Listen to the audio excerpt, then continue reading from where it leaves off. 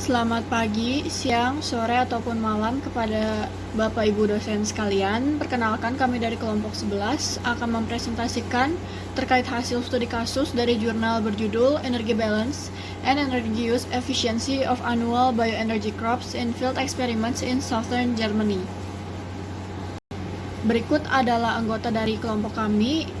Ada Anissa Diah Pangesti dengan NIM terakhir 010, Muhammad Iqbal Alawi dengan NIM terakhir 026, Birgita Celestin dengan NIM akhir 040, saya sendiri Keiko Faustina Sutantra dengan NIM akhir 078, dan Ahmad Irsyad dengan NIM akhir 052. Berikut adalah daftar isi dari presentasi kami yang terdiri dari latar belakang, tujuan penelitian, metodologi penelitian, hasil dan pembahasan, kesimpulan dan tanggapan pribadi, dan juga penutup. Jurnal yang kami gunakan berjudul Energy Balance and Energy Use Efficiency of Annual Bioenergy Crops in Field Experiments in Southern Germany yang diterbitkan pada tahun 2021 dan sudah Q1.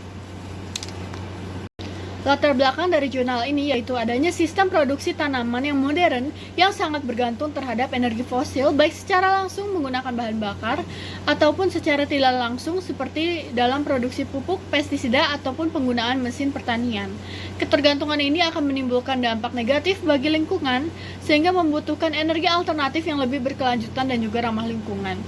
Dan salah satu caranya yaitu dengan menggunakan bioenergi yang berasal dari biomasa tanaman. Selain itu, perlu juga untuk mengetahui efisiensi penggunaan energi dalam produksi biomasa, karena akan sangat berpengaruh terhadap keberlanjutan sistem bioenergi tersebut. Dan untuk menilai keberlanjutan secara ekologis, maka diperlukan beberapa indikator, yaitu masukan energi, keluaran energi bersih, dan yang terakhir adalah efisiensi penggunaan energi. Tujuan dari jurnal ini ada 3. Yang pertama, mengkaji efisiensi penggunaan energi dari berbagai tanaman bioenergi menggunakan neraca energi yang lengkap berdasarkan data eksperimen lapangan di 3 lokasi yang berbeda. Yang kedua, mengevaluasi pengaruh kondisi tanah dan iklim terhadap masukan dan keluaran energi. Yang terakhir, mengidentifikasi kombinasi tanaman yang dapat menghasilkan energi bersih dan efisiensi yang lebih tinggi dibandingkan dengan jagung. Selanjutnya, saya akan menjelaskan mengenai tinjauan pustaka. Pada studi ini, parameter penting dalam efisiensi energi adalah laju aliran massa, perubahan entalpi, dan juga suhu proses. Selain itu, efisiensi energi yang digunakan dihitung sebagai efisiensi sama dengan energi keluar dibagi dengan energi masuk. Oke, selanjutnya ada metodologi. Pada metodologi dilakukan perencanaan eksperimen dan pembuatan model, di mana penelitian ini mengevaluasi efisiensi energi tanaman bioenergi dengan dibandingkan dengan jagung sebagai referensi utamanya. Lalu eksperimen lapangan dilakukan selama 4 tahun, yaitu pada tahun 2007 sampai 2010 pada 3 lokasi berbeda di Jerman Selatan, yaitu Preaching, Straubing, dan Ensbeck, yang memiliki karakteristik iklim dan tanah yang berbeda. Lalu selanjutnya ada pengumpulan data, di mana data dikumpulkan dari percobaan lapangan yang nyata dan simulasi berdasarkan praktik pertanian, di mana input data itu berupa jenis pupuk, kuantitas benih, pestisida, serta mesin yang berperan dalam distribusi atau pengolahan lahan.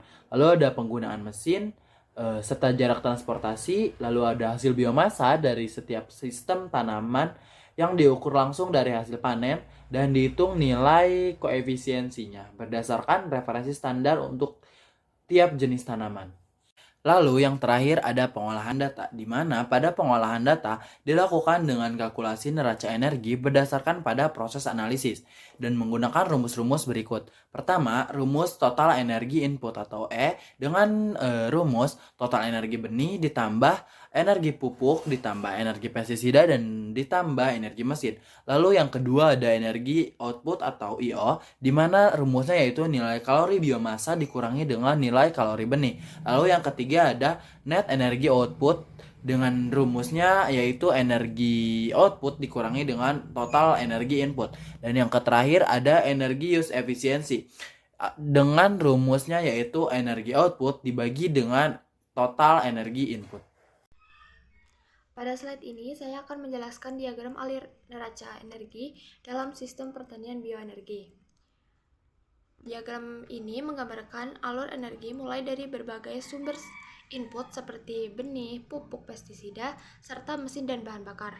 Semua input tersebut dihitung dan dijumlahkan untuk mendapatkan total energi input dalam satuan gigajoule per hektar. Selanjutnya, dari hasil panen diperoleh energi output yang kemudian dikurangi dengan input untuk menghitung net energi output. Lalu, rasio antara output dan input disebut juga energy use efficiency atau EUE, yang menunjukkan seberapa besar efisiensi sistem pertanian menghasilkan energi. Lalu pada slide ini ditampilkan juga hasil perhitungan neraca energi dari beberapa kombinasi tanaman bioenergi di 3 lokasi penelitian. Dari tabel ini terlihat bahwa jagung di lokasi Straubing memiliki efisiensi energi paling tinggi, yaitu 44,7 dengan net energi output sebesar 493,4 gigajoule per hektar.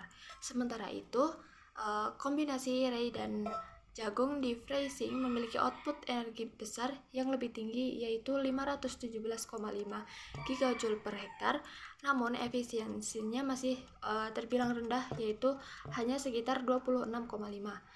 Kombinasi tanaman lain seperti Rigas dan Jelai plus jagung juga menghasilkan output yang cukup tinggi, namun tetap memiliki efisiensi lebih rendah dibandingkan jagung murni. Dari hasil ini, kita bisa simpulkan bahwa sistem dengan output besar belum tentu efisien, tergantung seberapa besar input energi yang digunakan. Data ini menjadi dasar penting dalam merancang sistem pertanian bioenergi yang berkelanjutan dan juga efisien, khususnya dalam konteks rekayasa pertanian. Studi kasus ini menunjukkan bahwa jagung menjadi tanaman bioenergi yang paling efisien secara energi dan juga produktivitas. Hasil ini mendukung perancangan sistem pertanian berbasis energi yang mempertimbangkan berbagai spesifikasi seperti lokasi, iklim, dan juga jenis tanah. Hal ini penting bagi rekayasa pertanian karena memberikan data empiris untuk optimasi rotasi tanaman dan penggunaan input energi seperti pupuk dan juga bahan bakar, serta efisiensi proses secara keseluruhan dari hulu ke hilir. Kelebihan dari studi ini antara lain data eksperimental yang lengkap sehingga lebih representatif dan aplikatif, lalu metode analisis energi yang komprehensif sehingga berguna untuk perhitungan analisis, lalu adanya perbandingan beragam tanaman dan kombinasinya sehingga dapat mengevaluasi peluang diversifikasi sistem tanam, serta hasil studi yang relevan untuk petani dan juga pengambil kebijakan. Selain itu, untuk kekurangan studi ini adalah perbedaan kondisi antara kondisi eksperimen dan juga kondisi di lapangan, lalu pembahasan yang kurang lengkap mengenai aspek lingkungan lain seperti emisi gas rumah kaca, serta tanaman baru dan sistem agroforestry tidak diuji. Baik, kita masuk ke bagian kesimpulan. Pemilihan jenis dan kombinasi tanaman serta sistem budidaya yang tepat sangat berpengaruh pada efisiensi produksi bioenergi. Seperti contoh, jagung tanpa tanaman selah menghasilkan energi bersih tertinggi di semua lokasi, hingga 493,3 gigajoule di Straubing.